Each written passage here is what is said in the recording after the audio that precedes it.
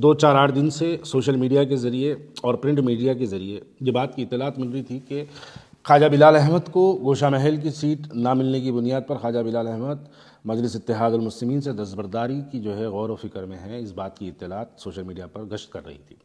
मैं आज इसकी वजाहत करने के लिए आपके दरमियान में आया हूँ। मैं सबसे पहले गोशा महल की टिकट का दावेदार यकीनन था, और आज मैं जब मजलिस इत्तेहादुल मुस्लिमीन से दस्तबरदारी इख्तियार कर रहा हूँ तो उसकी सबसे बड़ी वजह यह है कि क्यों सदर मजलिस बैरिस्टर असदुद्दीन ओवैसी साहब क्यों नहीं गोशा महल से अपना उम्मीदवार खड़ा करते हैं। अब इसके ऊपर ये एक ऐसी टॉपिक है जिसके ऊपर बहुत कुछ बोला जा सकता, बहुत कुछ सुना जा सकता, और हर एक की अपनी अपनी एक अलग अलग थॉट है। लेकिन मैं आज इस बात को यहाँ पर क्लियर कभी करना चाहता हूँ कि गोशा महल के अंदर, गोशा महल असेंबली कॉन्स्टिट्यूंसी के अंदर टोटल वहाँ पर मुसलमानों की तादाद 79,000 यानी करीब 80,000 की लिस्ट अक्टूबर के महीने में जारी की गई थी। अभी फाइनल लिस्ट इलेक्शन से 2-8 दिन पे 10 दिन पहले कुछ जो है आएगी, जिसके अंदर कुछ बढ़ेंगे या फिर कुछ कम होंगे। तो चलिए मान के चलते हैं कि 80,000 मुसलमानों की तादाद, हम इसको मान के चलते हैं 80,000 की तादाद वाला वो कॉन्स्टिट्यूंसी है। दूसरी बात मैं यहाँ पर यह भी वाजे कर देना चाहता हूँ कि अगर हम माजी में हमारे इंतखाबात को अगर देखेंगे तो मलकपेट जो कॉन्स्टिट्यूंसी है, जहाँ से अहमद बिन अब्दुल्ला बलाला जब पहली मरतबा 2009 में वहाँ से कामयाब हुए थे, वो सिर्फ़ और सिर्फ वो 30,000 वोट लेके कामयाब हुए थे। बाइकल्ला से वारिस पठान जो पहली मरतबा 2014 के इंतखाबात में कामयाब हुए थे, 25,000 वोट लेके MLA बन गए थे। बलाला साहब मैं समझता हूँ 30,800 कुछ वोट थे, वो लेके जो है वो MLA बन गए थे। जो कॉन्स्टिट्यूंसी में 80,000 मुसलमान हमारे हैं, उस 80,000 मुसलमानों की कॉन्स्टिट्यूंसी में हम अपना कैंडिडेट क्यों नहीं खड़ा करते। यहाँ पर मैं पूछना ये चाहता हूँ, मजलिस इत्तेहादुल मुस्लिमीन की फाइनल लिस्ट आ चुकी है। मजलिस इत्तेहादुल मुस्लिमीन जुबली हिल्स से भी जो है अपना एक उम्मीदवार खड़ा करी है, राजेंद्र नगर से भी एक अपना उम्मीदवार खड़ा करी है। क्या हैदराबाद के मुसलमानों को इस बार ये बात को समझना ज़रूरी है कि हमको असरुद्दीन को हराना ज़रूरी है या राजा सिंह मलून को हराना ज़रूरी है? इस बात का जवाब आपको नहीं मिलेगा, लेकिन इसका जवाब आपको यकीनन मिलेगा। हिकमत अमली समझो कुल हिंद मजलिस इत्तेहादुल मुस्लिमीन की हिकमत अमली के नाम पे मुसलमानों के जज्बात से जो है हमेशा खेला जाता है।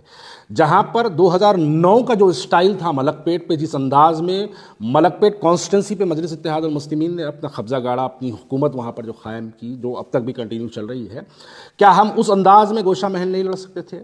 इसका जवाब आपको नहीं मिलेगा, कोई भी इसका जवाब नहीं देगा।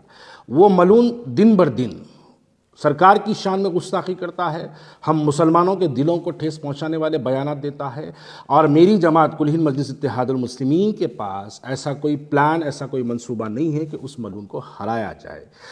क्योंकि ये तमाम लोग जानते हैं कि मैं कांग्रेस से जब मजलिस इत्तेहादुल मुस्लिमीन में दोबारा शमूलियत इख्तियार किया था, जब बैरिस्टर असदुद्दीन ओवैसी साहब ने ये बात को हमको कहा था कि आइए भारतीय जनता पार्टी को हराने के लिए आप हमारा साथ दीजिए। शायद लोगों को याद नहीं है, लेकिन हैदराबाद के लोगों का हाफिज़ा भी बड़ा कमज़ोर होता है। उस वक्त भारतीय जनता पार्टी एक बहुत बड़े पैमाने पर म्युनिसिपल इलेक्शंस के अंदर जो है वो काम कर रही थी, जिसके नतायज भी आपके सामने हैं। उनके पास 40 से ज़्यादा कॉरपोरेटर्स उनके कामयाब हुए। उस वजह से हमने भारतीय जनता पार्टी के बढ़ते हुए अज़ाइम को रोकने के लिए हमने यकीनन मजलिस इत्तेहादुल मुस्लिमीन का साथ दिया। अब यहाँ पर सवाल ये पैदा होता है कि आप बिहार जाकर वहाँ पर 100 सीटें लड़ाते हैं, जहाँ पर आपकी कोई शाख नहीं है। गोशा महल में आपके 2 कॉरपोरेटर, जहाँ पर आपकी कोई शाख नहीं है। उत्तर प्रदेश जाके आप वहाँ पर 100 से ज़्यादा सीटें लड़ाते हैं। गोशा महल हैदराबाद पार्लियामेंट्री कॉन्स्टिट्यूंसी में आता है, जहाँ के MP खुद असदुद्दीन ओवैसी साहब हैं, और जो हर इंतखाबात में जब इलेक्शन होते हैं, पार्लियामेंट के जब भी इलेक्शन होते हैं, असदुद्दीन ओवैसी साहब वहाँ से 30-30 हज़ार, 40-40 हज़ार वोट जो है असदुद्दीन ओवैसी साहब वहाँ से हासिल करते हैं। क्या मजलिस इत्तेहादुल मुस्लिमीन जहाँ पर 40,000 वोट हासिल करती है, जहाँ पर उनके 2 कॉरपोरेटर मौजूद है, जहाँ पर उनके इफ्तदाई के सदर मोहतमदीन मौजूद है, जहाँ पर उनकी एक बड़ी तादाद में, जहाँ पर जो है उनके एक 80,000 से ज़्यादा मुसलमान वोटर्स जहाँ पर मौजूद है, क्या मुसलमान वहाँ पर अपना कैंडिडेट मजलिस इत्तेहादुल मुस्लिमीन नहीं खड़ाती? इसका जवाब आपको दूसरी जानिब से ये मिलेगा, ये कहेंगे कि नहीं, हिकमत अमली समझो हम TRS या कांग्रेस की तायद में अपने कैंडिडेट का ऐलान करते हैं। हमने माजी में भी देख लिया कि आपने इससे पहले मुकेश गौड़ की तायद की, वो भी हार गया। इससे पहले आपने TRS की तायद की, वो भी हार गया। इस मरतबा BRS की तायद करेंगे, वो भी हारेगा। आपके पास कोई मंसूबा नहीं है, क्यों? ऐसी क्या बात है जो राजा सिंह को जो है आप इतनी शिद्दत से मोहब्बत करते हैं कि उसको आप बार बार कामयाब कराना चाहते हैं? अब मैं वाज़े तौर पे कह दूं, आने वाले पार्लियामेंट इलेक्शन में आप देख लीजिए, उस मलून को भारतीय जनता पार्टी का कैंडिडेट बनाया जाएगा पार्लियामेंट इलेक्शंस के लिए हैदराबाद के।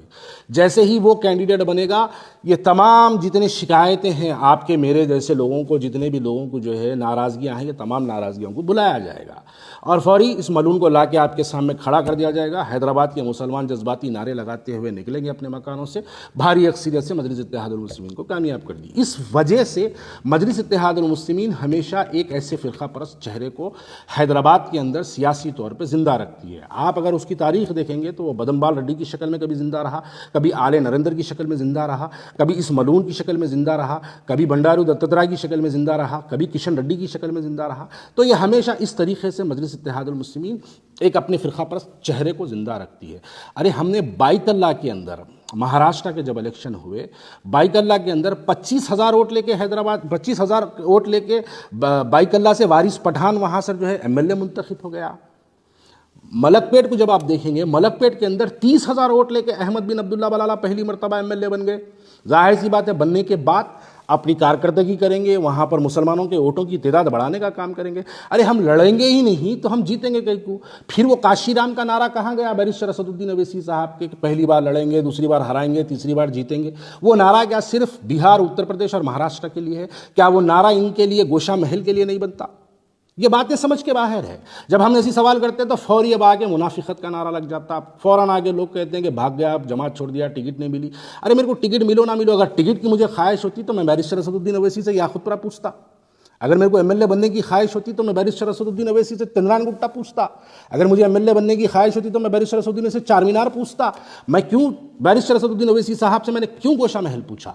मैंने उनसे गोशा महल इसलिए पूछा कि उस मलून को उसकी भाषा में, उसकी ज़बान में जिस तरीके से आप, वो हमारे दिलों को तकलीफ पहुंचाता है।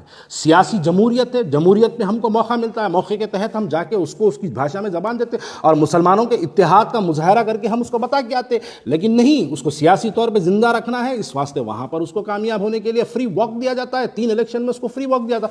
आप सवाल करिए बैरिस्टर असदुद्दीन अवैसी साहब के पास कि क्या मंसूबा है बैरिस्टर असदुद्दीन अवैसी साहब के पास राजा सिंह को जो है गोशा महल से रोकने के लिए? कोई जवाब नहीं मिलेगा आपको उसका। अरे ठीक है, आपको अगर ख्वाजा बिलाल का चेहरा पसंद नहीं है, आपको ख्वाजा बिलाल का अगर जो है ज़ुबान पसंद नहीं है, माजी में ख्वाजा बिलाल ने बहुत सारे मजलिस इत्तेहादुल मुस्लिमीन के खिलाफ बयानात दिए हैं, अगर इस बुनियाद पे ख्वाजा बिलाल आपको पसंद नहीं है तो आपके पास जो पसंदीदा चेहरे बहुत से हैं जिनके चेहरों को देख के आप मुस्कुराते हैं, उसमें से कोई एक चेहरे को लेके आके गोशा महल दे देना था। वो मुसलमान को खड़ा करना था वहाँ पर, आप मुसलमान को वहाँ पे खड़ा करके आप उसकी तायीद करना था।